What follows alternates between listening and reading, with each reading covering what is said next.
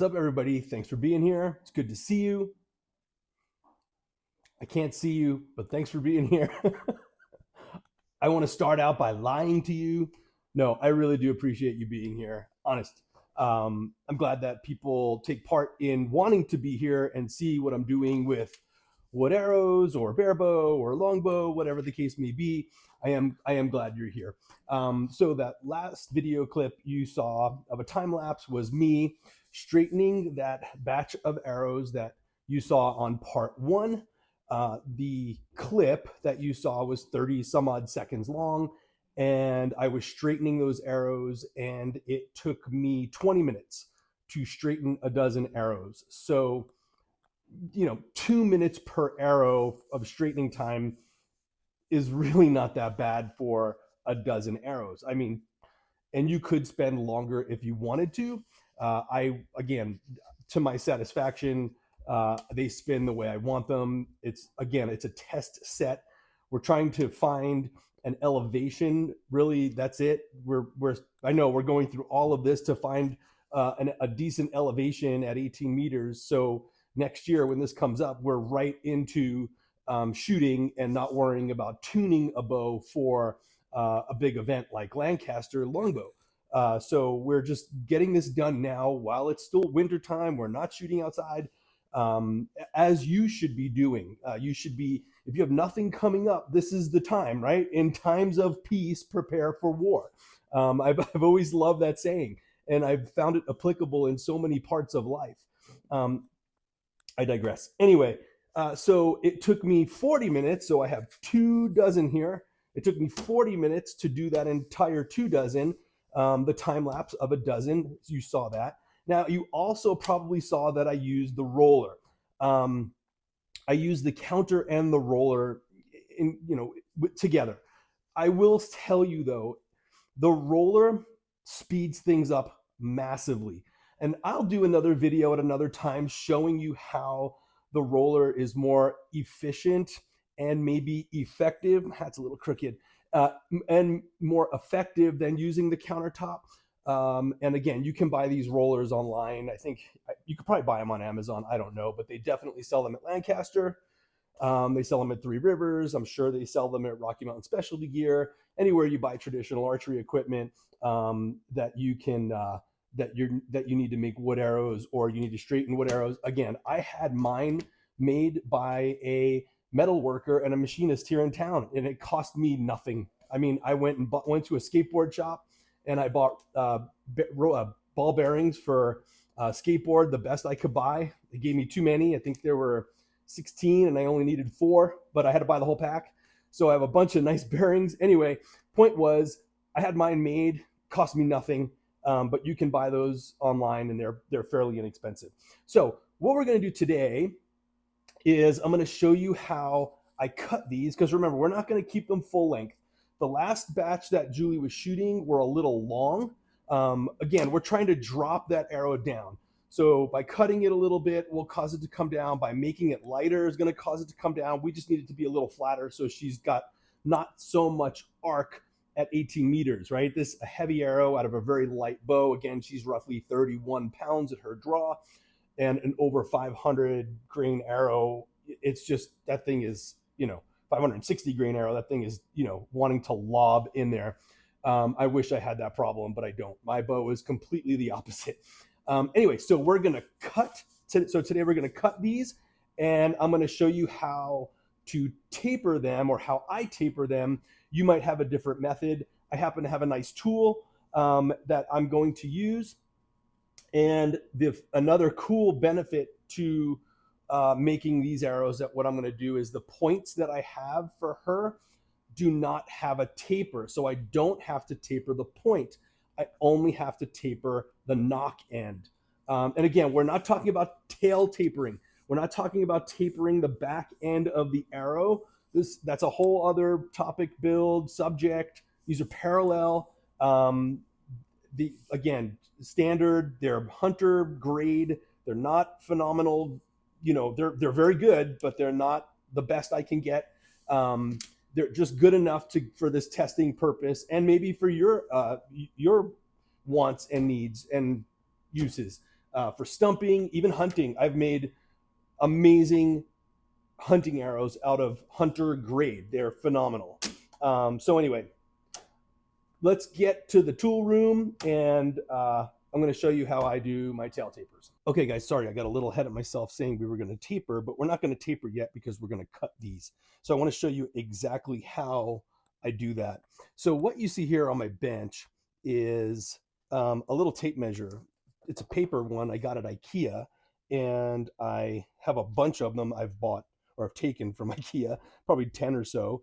And I just taped it to my bench because I use this bench so much for doing all my arrows. And what you see here on the end is at 0, I have an Allen key tucked in there. And what I do is when I want to measure arrows, because we always start at the throat of the nock, I just put it in there, and that's my 0.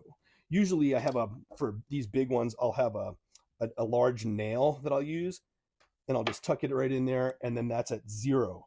And so I know, and we typically measure to the edge of that taper, but because this is already fletched, and we know when we measure an arrow, we go to the throat of the nock, not the end. We go to the throat because that's where the string makes contact. And then, of course, we go to the very end, and that's where we measure our, sorry, got this thing zoomed in. We measure to the end. I happen to know that I cut this at 30, so the next batch we're going to cut at 31. So what I'm going to do, I'm going to zoom this back out too much and show you how I do this. Get it right there. So what I'll do is I'll take that, and I already cut one. I already put a taper on one, and I'm going to take my nock and put it on. Actually going to put my little Allen key back in there and put it at the throat with a little pressure, and then come back to here. See that? Sorry, my little knot came out. And I'm going to cut that inch off, or I'm going to mark it. You can see where the 31 is. I'm going to mark that inch right there. And that's marked. Can you see that? Yeah, I think so. Okay, now what I'm going to do, I'm just going to keep this rolling. I'm going to zoom back out. Come back to here. And what I have here is a straight edge. You can use anything. You can use a piece of wood. It doesn't matter. And what I do is I put it right to the edge of my bench, and I clamp it down. So I have a clamp.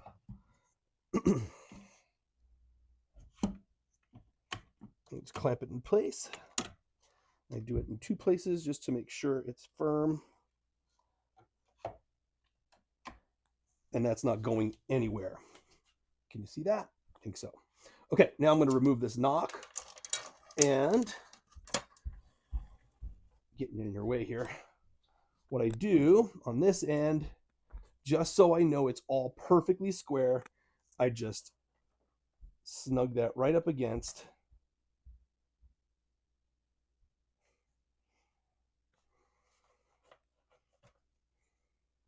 As you can see, nice and firm. And then I come to this end again, and I know we're only cutting off an inch, right? We want to see how this happens. And what I do here, I get one of these squares, and I just give it a little tap so I know it's in the right spot. I know it's all flush. My other end has not moved. And then we're going to find that mark. There it is right there. And I'm going to put it right up against there. Leave a little space for the pencil lead and mark it. And there's my straight line right there. And it's been done with a square. So again, I know it's flush. I know it's flat. I know it's all correct. And that's all I need is that little mark. Okay, so we have those marked. Now we're going to cut them, and I'm going to show you what we do from there. Okay, now we're at the saw. Now, I know not everybody has a bandsaw. I bought one several years ago at Lowe's, and it was on sale, and I was like, okay, I had to have it. And I was making my own bows at that time. I have a couple I've made, and I was like, oh, I need a bandsaw. Do I need one? No, but I wanted one. And they're heavy and they're bulky and they take up a lot of space, as you can see. But I still use it for small projects. Now, what I have going on here is the arrows. I have the arrows right here. I'm going to actually turn them around. I'll show you one in a second. And then again, I have them marked. They all have that mark 1 inch down from where we marked it. And what I'm going to do, I'm not going to cut to the line. I'm just going to leave like, I don't know, 3-4 millimeters of space. I'm not going to cut to the line, and I'll show you why. Because we want this to be precise in length. We don't want any extra or less. We want them to be identical. So I'm going to flip this on. I'll put the camera up close. I'll put my headlamp on so you can see what's going on and how I cut them. And I'll just cut all of them in one take, and we'll show you what we do from there.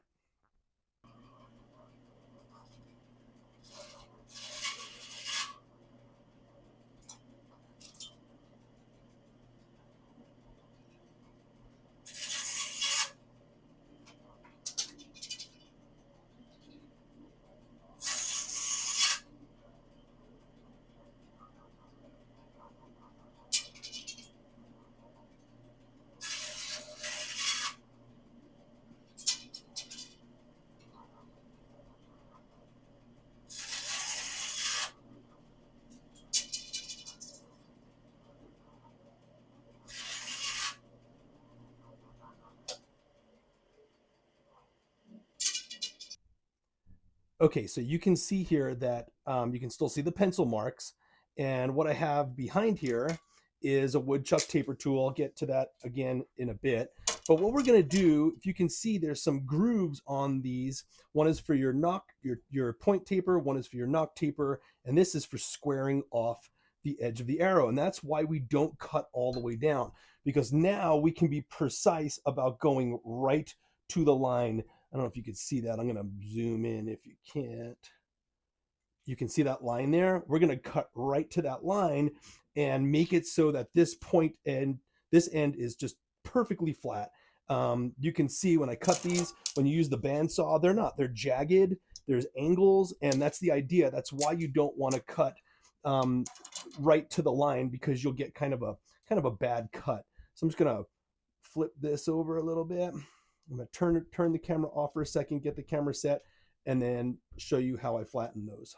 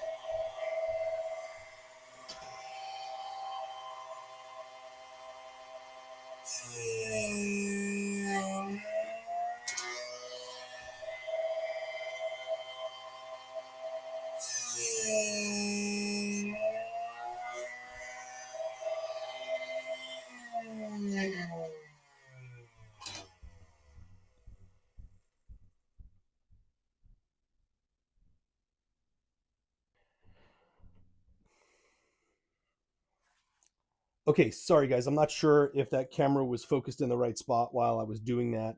When it ended, I looked and it looked like it was kind of off, but I think you kind of get the idea or the gist of what we're doing there. We're just flattening up to that line using this portion of the woodchuck here, which brings me to the next point. So the woodchuck taper tool, I've had this for about 10 years now.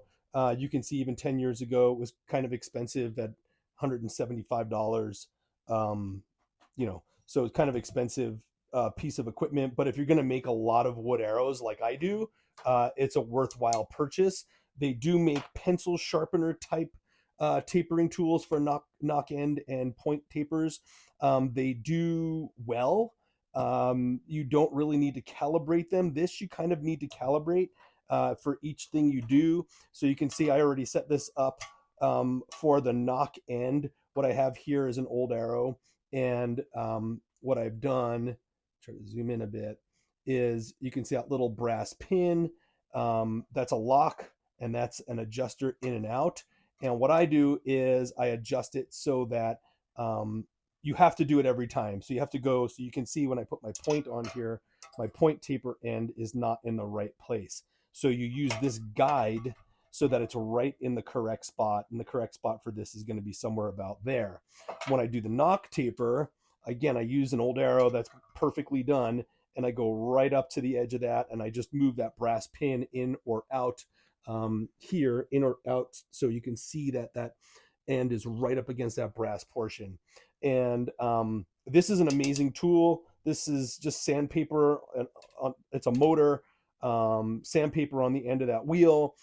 This disc spins at I don't know how many RPM, something insane, and it gets the job done really fast and quite precise. Again, if you're going to make quite a few arrows, this is the way to go. If you're going to make a dozen here or there, you're probably just worthwhile getting yourself one of the hand taper tools, and they have them for 5/16, 11/32, blah, blah, blah. Which brings me to my next point, and we'll get to this in a little more detail in a second. But these shafts that I'm making here for Julie are 5/16. And so what I have on hand here is a 5/16 knock, and you can see the difference between a 5/16 and 11/32 side by side. There's quite a good size difference there. Of course, that's just the knock size, and of course, what we're looking at is the whole size that's going to fit the correct diameter. That 5/16 actually fits in the 11/32. So we're going to taper these up. I'll run through one, and then I'm going to show you what I'm looking for when it comes to a fitment for this. So I'm going to turn the camera off for a second, get this thing started up, and I will show you what that looks like and how I want it to fit. Okay, so you just saw me do that. And what I do is when I'm doing that taper, I put this thing on there and I spin it as it's going through. And I want to do it to the point where I really don't hear noise anymore. So you can tell when it started out, you can hear it grinding, you can hear the wood being torn away. But what I do is I get to the point where I don't hear it anymore. And then what I'm looking for again is when I take this knock and I put it on the end of the arrow, I don't want it to fit necessarily perfect. I want a little wiggle room in there. You probably can't see that, but there's a tiny bit of wiggle room in there. Now, why would I want that? I want the wiggle room because when I put lacquer on this, when I dip these, that, believe it or not, that polyurethane is going to have some thickness to it, part one. I'll probably do 2 dips on this particular arrow, or on this whole set of arrows. I'll do 2 dips. So each dip adds a little extra level of thickness. And then I'm going to glue these on. And then the glue also adds another level of thickness. Now we're talking about the most minute detail of thickness here. This is, less than paper thin thickness, but it's enough that like I said, I want a little bit of wiggle room in here so that this thing is not too tight. If I have when I put polyurethane on here and it's too thick, it won't sit correctly. It'll almost be tough to get into position. So like I said, I want a little bit of wiggle room in here when I do this, and that's exactly how that looks. Now you can also see this taper, this shaft and this 5/16 knock has a beautiful flow to it. There's nothing extra hanging over except that little indexer on the knock. And I always cut the indexers off. I find them unsightly, and I don't find them completely necessary because most people look at their arrows anyway when they're knocking. And when I cut that off, there's still enough there to feel, not this giant thing at the end, especially on like these 11/32. You can see it's a big tab. And real quick, I'll just get a razor blade here and show you how I do that. And I just take a razor and I just hold it straight up and down, and I literally just chop it off. That's it. And then I can still feel where that was. It's smooth on the other side, and it's a little more coarse on this side. You can actually see there's a teensy bit left over on there, and that's enough so that I can feel that. It's not that big of a deal. But I don't like those indexers to be so large, so I just literally lop them off, and then I can still feel it. There's a little left over, but now it looks a lot cleaner too. So if it's a personal preference thing, I just don't happen to like them. Anyway, so that's how we do this portion. So cutting, and also knock tapering, and I might run through the rest of these 5 here. I'll put it on time lapse, throw it at the end of the video, and we'll see you in a second.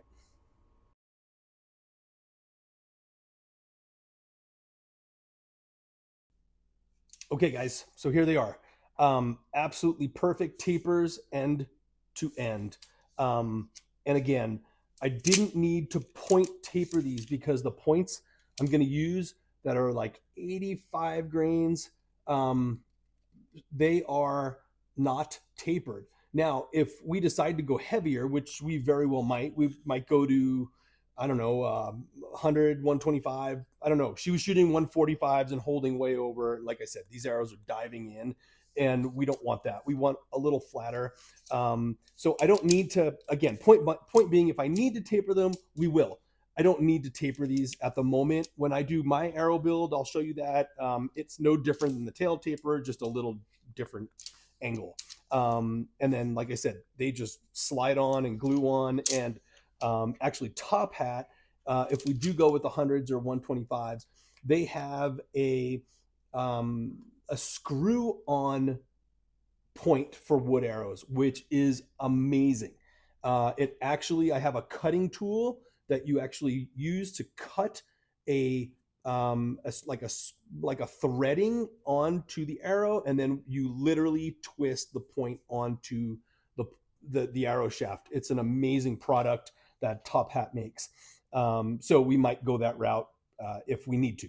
So anyway, this will be the end of this particular video. Making the cuts, making the tapers, again, showing you that last bit of straightening that I did. And the next thing we'll do will be probably just staining and sealing these. And it's super easy. It'll be a really quick video. I might even just do it at the end of this. I'll have to see how much editing I have to do. We'll just find a stain them, dip them in the polyurethane. Yeah, maybe I'll just add it into this, and that's it. And these will be ready to fletch and ready to shoot, and that's it. So again, if I don't end it here, and like I said, I do a stain, I won't do any talking probably. But if I do a seal, I'll do some talking. Anyway, that's it. That's how they look. This is what you see. This is what you get. And let's see you at the next one. Thanks for being here, guys. Make it look good.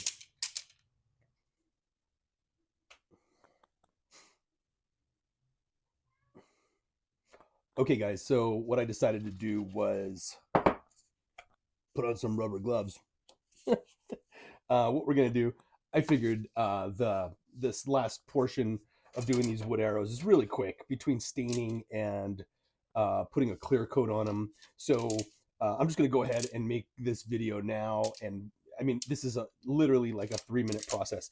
So again, you saw what we did with these just a minute ago. We tapered them. That wasn't a minute ago, by the way. That was several hours ago. We went shooting. I did some filming for Julie. And I'm going to make another video series on making wood arrows from carbon and aluminum.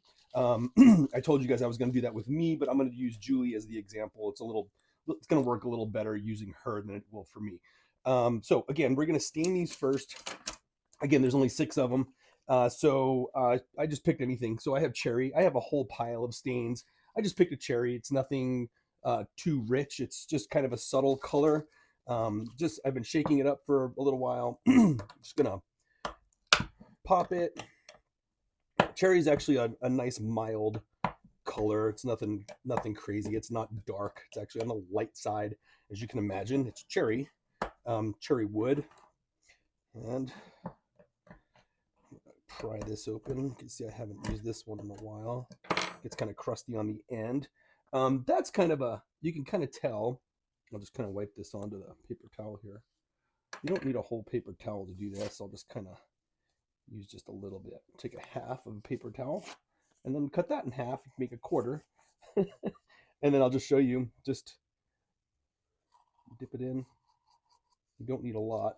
You can see what that looks like. And you'll see when I wipe it on, it's actually even more mild than that.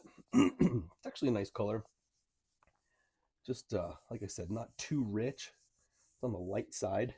I built a dozen arrows for a friend of mine a few years ago using cherry, and he wanted purple and black. And people don't usually order purple arrows from purple feathers from me, so I have a pile of purple. So you can see I put a fairly heavy coat on. It's wet looking, and I'll take the other one and I'll just give it a little wipe, just so it's not.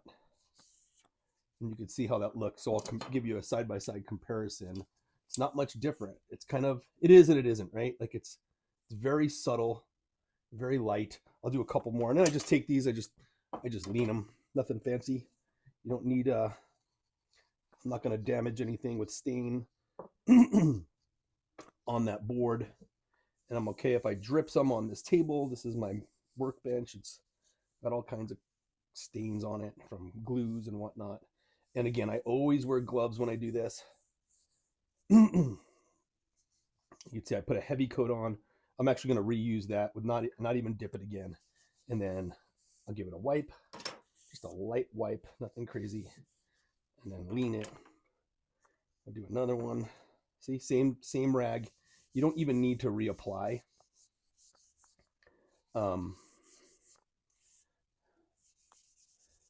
Put it on fairly heavy. It does not need to be neat or clean. Just wipe it on.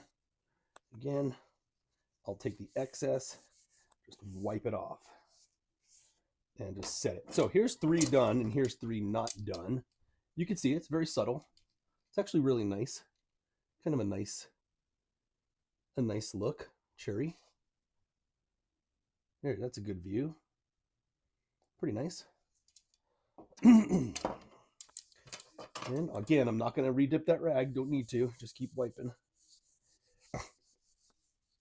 So the video we made today, I didn't make the video. I took footage to help with the video that I'm going to do here in the future. This is one that a lot of people have been waiting for, and it's how to make wood arrows out of carbon and aluminum. How do you make wood arrows out of carbon and aluminum? Well, you don't. But you can translate the information from a carbon or carbon or an aluminum arrow and make a wood arrow from it based on those specs. And that's exactly what we're going to do in that video. And that's going to be one that's going to be very useful to people. There we go. Let's wipe it on. Wipe all the excess off. Actually looks really nice. Got a little bit of grain in it. I don't know that you can see that or not, but just nice looking. Here's what we're going to do. That one, I'm going to show you one in the middle of the batch, and that'll give you an idea of what that stain looks like. Not bad. Cherry's actually kind of pretty. Nothing fancy, nothing crazy. And guys, these stains, you get them at Walmart, and they're, I don't know, a couple bucks. That's why I have so many. They're very inexpensive. This thing will last you decades, forever. You could see I've done 6 arrows, and I've dipped this thing, 3 times, and I didn't even need to, just to keep it on the heavy-ish side for that stain. And yep, there it is. That's the last one done. See how quick that was? And then what I let these do is I let them sit and dry. Stain actually dries fairly quick. I'll come back in a couple hours. I think it's 6 o'clock here, p.m.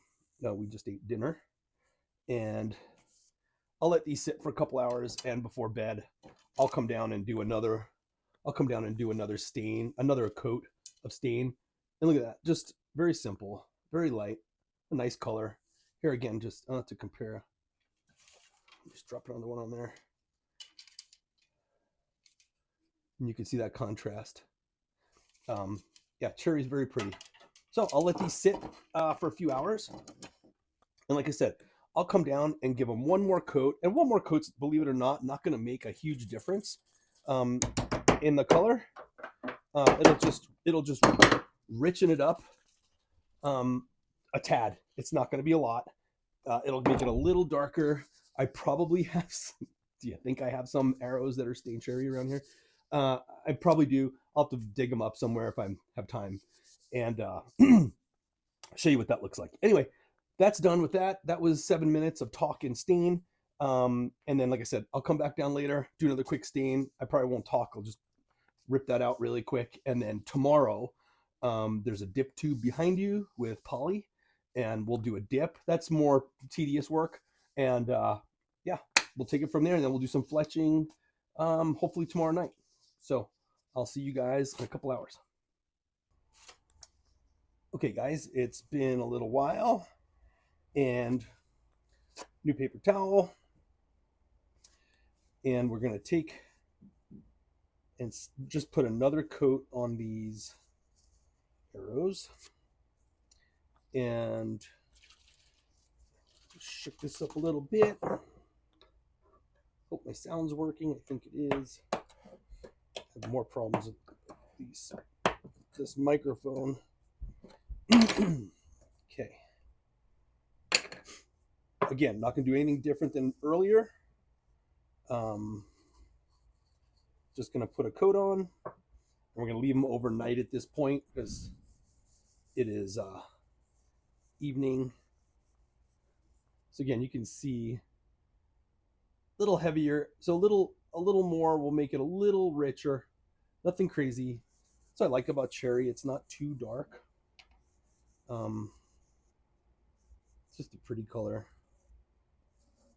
What I'm going to do, so I'm going to leave that coat. So see, that's a heavy coat. Let's just lean it, a heavy coat. We're going to wipe them all off at one time. We'll let it sit there for a minute. Another one. Some guys will actually scuff between coats. I scuff when I do my polyurethane coat. I don't scuff when I do my stain. And when I say scuff, I just mean they take a little steel wool and they'll steel wool in between coats. I don't find it necessary. They say it opens up the pores a bit, which I believe it does. Gives it a little extra grab, meaning like you're scuffing it up. So you rough it up, and that roughing it up kind of helps things adhere. I do believe that, like I said, with the poly, I do that with the poly. I don't do that with my stain. And the nice thing about this, what I'm doing, this is just a basic stain. There's not, I'm not going to crest these. I have a crester. We will do a crest at some point for sure. I have one of those fancy spin rate cresters. I've had the boning one over the years.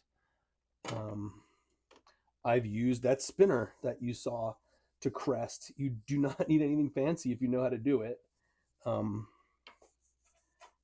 It's just a nice little tool to have.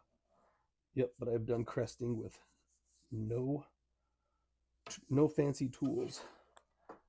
So here's, just for contrast, you can see that last one in that mix. You can see it's definitely a little lighter. And we're going to just put this little heavy coat on it. The last of it, see, I just did that dip twice, right? I dipped into that can 2 times. And it's enough. Like, stain is a personal preference. Like, what you like to see, what colors you like to see, what you want it to look like. It's totally up to you. I'm a big fan of just a stained arrow with no crest. There's something about it. I'm not necessarily a fan of the crest. I do like them sometimes, but I'm not necessarily a big fan of a crested arrow. So there you go. These are wet, right? You saw me do that. They're wet. Okay, those are wet. I'm going to go throw this out. I'm still right here. My hands have stain on them, but that's why I wear gloves. And I'm going to take this portion and wipe this, just so there's no excess on my hands. And you can see that some came off, nothing crazy. And then, again, what we're going to do is what we did earlier. Just going to give a wipe. Just a wipe. Wiping off the excess, and then just drop it onto the board there.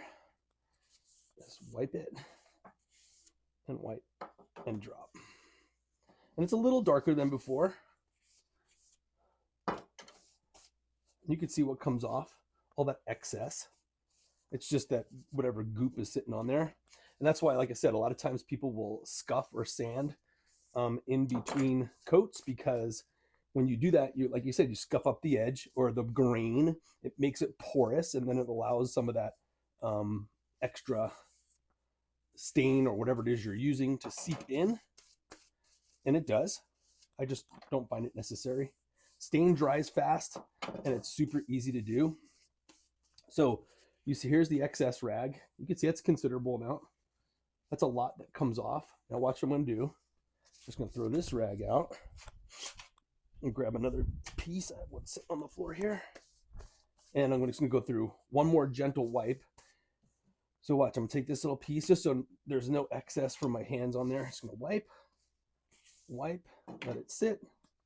See how that comes off? Wipe, wipe, let it sit. A little wipe, let it sit, let it sit. And you guys see how fast this goes, super fast. And then last one, and done. Before I take my gloves off, I'm gonna seal up my stain. I'm done with this until I need it again, whenever that is. No idea when that'll be. Maybe the next 6. I have no idea. We might want a different color. I don't know. Like I said, sorry, I'm just throwing stuff out here. What you do with stain is all, what you do with your arrows is all personal preference. Those look like, so here, check this out. These are some brand new pack of Easton Legacy. And of course, these are carbon. But you can see, man, doesn't that look close? I'll get a little, probably get a little stain. But you can, that's pretty damn close. That's quite close to that. So it's a nice color. I love the Legacy. You guys have seen me use these in some of my videos shooting outside with some of my bows. Some of my favorite arrows right here. So I'm going to let these sit overnight. We will check them. I work pretty early in the morning, so tomorrow night when I get home from work, I'll do my first dip. And again, 6 arrows will take, I don't know, just it'll actually, the dipping, because I let it drip, will take some time. And I will do one. I'll show you how I do it. I'll cut it, and then I'll do a time lapse for the rest, because it really is time. Like, I dip it and that stuff just runs off, and I let it sit. I'll let that sit for several hours, and then I scuff it with the steel wool, and then I'll re-dip it. I'm only going to do 2 dips with these. There's no need to do more. And we're going to do a video later this summer on kind of a theory that people think more dips you do adds more weight to the arrow. We'll see about that. So that's it for now. And I'm going to let these sit overnight, and I'll see you guys sometime tomorrow night, probably about the same time, and we'll do our first dip. All right, guys, have a good night. Okay, guys, let's get this video finished up and published. So it's 2 days later, not 1 day later. I came home yesterday from work, didn't feel good. I kind of had a headache all day and just didn't have it in me to do some video work. Anyway, here we are. Here's the arrows. I put these side by side. You can see that the stained ones and the unstained, same batch. You can see the color difference. Again, it's kind of fun. It's just super simple, nothing crazy, nothing too rich. So what I already did was I took these and I spun them just to make sure that they are still straight, and they're perfect as far as I'm concerned. So these are ready to go. We're going to do dipping today. I'm only going to show you one dip, and then what I'll do is I'll just put the rest in time lapse, because it literally takes a while. It doesn't have to, just the way I do it takes a long time, because I like to preserve as much of the polyurethane as I can over the poly. I use this right here. It's the Minwax product, polycrylic. Its stuff is cheap. This will last you a very long time. I used to buy the big gallons because you save some money by buying the big one. But I've noticed that, like, if you don't use it, it'll dry up, it'll harden up, and so I just use this product right here. This volume, 32 ounces instead of the big gallon. Regardless of the saving the money, if you don't use this stuff, it'll harden up, and if you don't keep it preserved correctly, it'll harden up, and it becomes kind of useless. You don't ever shake this. It'll put bubbles in it. We don't want bubbles on our finish. If anything, I slow stir it, or I just kind of swirl it just like this. I already did that. So that's just sitting and waiting. And also what I have here is I have a little dripper bottle with that in here, and you'll see why in a second. I also have clothespins that I'll use to hold the arrows, and I have a very rudimentary piece of plywood with nails in it that I'll use to hang. And again, I'll do one. I'll show you how I do it. I'll show you why it takes me a little bit of a long time.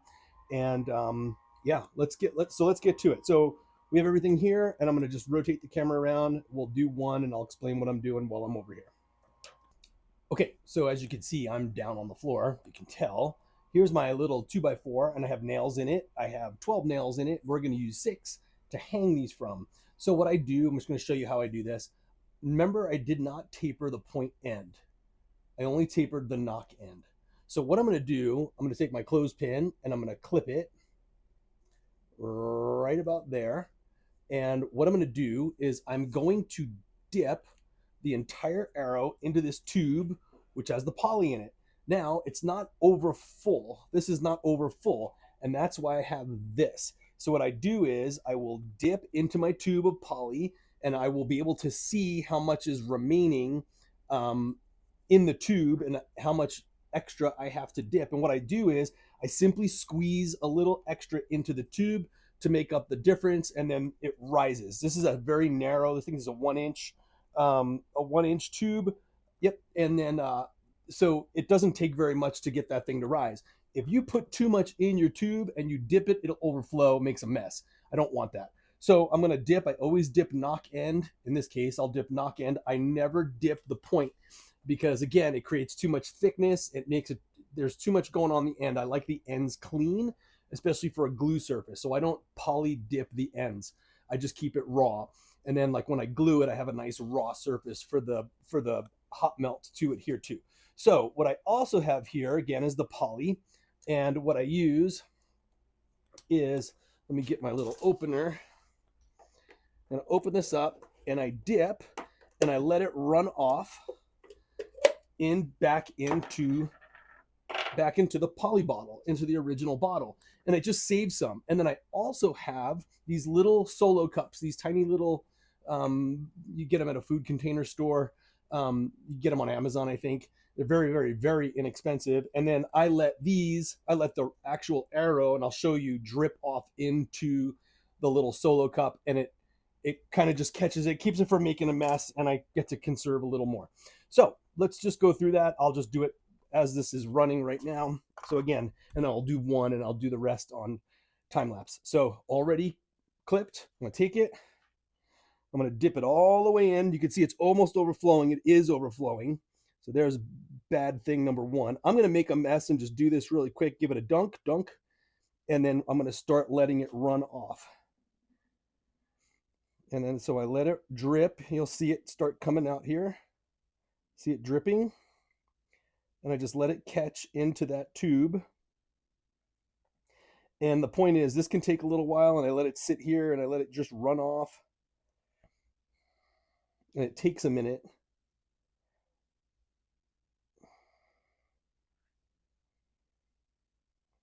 And it gets to a point where you can start counting drips. And I used to count the drips, like when it was like 5 seconds in between each drip, I knew it was kind of getting close. I don't do that so much anymore. I just let the majority of it run off. It's still you can't see, but it's running off pretty heavy. You can maybe see it. I'll lift it up a little bit. It's running off kind of heavy still. You can see that. And that's why I don't like to waste it. I just like to let it sit here. And so sometimes what I'll do is I'll go like this, and I'll just let it drip into the can. And then it just saves it, just so I don't waste so much. And it's getting close. So now that it's dripping and it's getting slow, it's still in my opinion, it's still on the fast side. But what I'm going to do, just so I don't have to take up time on the video, I'm just going to take it, and I'm going to hang it on the nail. So I'm going to drop it down. I'm going to hang it on that second nail, and I'll move the camera down so you can see that. just hanging on the nail, nothing crazy. And it's just dripping. And I have a piece of cardboard down here, and I take that little cup and I just put it underneath, and it catches the excess. And I'll let this run off, and it takes a while. I let this sit for several hours before I come back and actually scuff it with steel wool, and I'll do that again live probably. I stuff it with steel wool, scuff it with steel wool, and then I do this again. And for these arrows, I'm only going to do 2 coats, and that'll be it, and they'll be ready to fletch. And if you look close, if you can tell, it kind of looks white. That stuff is white, but that will actually dry crystal clear. And it's kind of interesting how that works. But as it dries, it gets more clear. And you can see in that cup down below, you can see it. It's starting to collect, and that's it. So this is how this process gets done. Again, I don't have anything fancy in my basement to do all this stuff. I just, like I said, 2x4 with nails in it. Ideally, they should be spread out a little farther. Sometimes you drop those arrows and they start swinging and they stick together, and it drives me nuts. So it might drive you nuts as well. So anyway, this is how this process goes. I'll get to time lapse. I'll do the rest, and I'll see you when I do the second coat.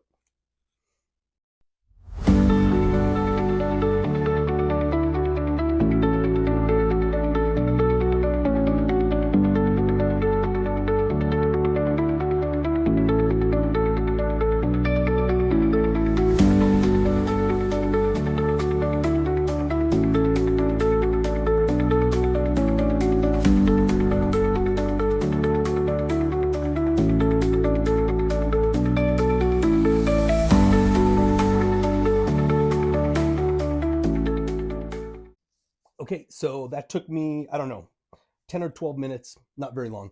So you can see a dozen arrows will take you, if you're being careful, I don't know, 20, 25 minutes, maybe half hour. If you, like I said, if you're being careful. What you can see is they're hanging. You can see they're kind of opaque looking. You see how this one kind of got a little more clear, and this one's a little more white. And that just, it'll get crystal clear when it's all dried and ready to go. Like I said, I'm just collecting to keep this from being really messy. I can actually save a little of it and reuse it.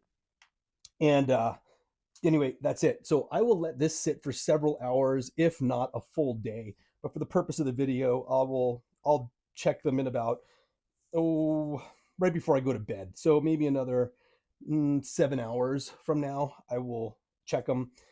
They won't be tacky, and that's what I don't want. You don't want to touch them and feel any tackiness. They'll be hardened by then. The stuff will dry in plenty of time by the time I do that second portion of that video. And I'll show you, we'll do a steel wool scuff, dip them one more time. I won't even show that, but I'll just tell you that I'm doing it. And then they'll be good to fletch, and that's it. So I will see you in a few hours. Peace. Okay, guys, it's several hours later. And these are, I just wanted to show you this. I'm not gonna do the second dip yet, but they are dry. They're not sticky, they're not tacky. I just wanted to come down and check to see how they actually were. And just look at them before actually doing it. So I'm gonna wait another couple hours.